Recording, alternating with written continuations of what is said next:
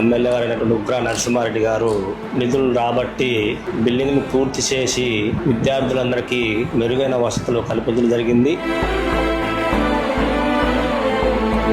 అంతేకాకుండా మన హాస్టల్కి ఇబ్బందిగా ఉండటం వలన ఎమ్మెల్యే గారు ఉగ్ర నరసింహారెడ్డి గారు చొరవతోటి పూర్తి స్థాయిలో నిర్మించడం జరిగింది.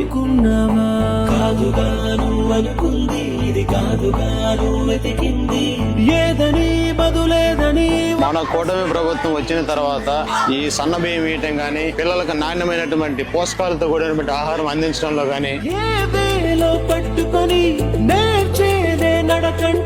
పిల్లలు 100% వితౌట్ బాక్స్ లేకుండా వస్తున్నారు. ఈ 2 సంవత్సరాలలో ఎక్కడ కూడా నాణ్యత లోపం లేకుండా పటిష్టమైనటువంటి పోషకాలతో కూడినటువంటి ఆహారాన్ని పిల్లలకు అందించడంలోనూ మన గౌరవ ఎమ్మెల్యే గారు ఇక్కడ అన్ని సమకూర్చిన హాస్టల్ బిల్డింగ్ గానీ, ల్యాబొరేటరీ గానీ ప్రతి ఒక్కటి కూడా ఈ స్కూల్ కి దాదాపు 3 నుంచి 4 కోట్ల ఈ నిధులు ఇవ్వడం జరిగింది.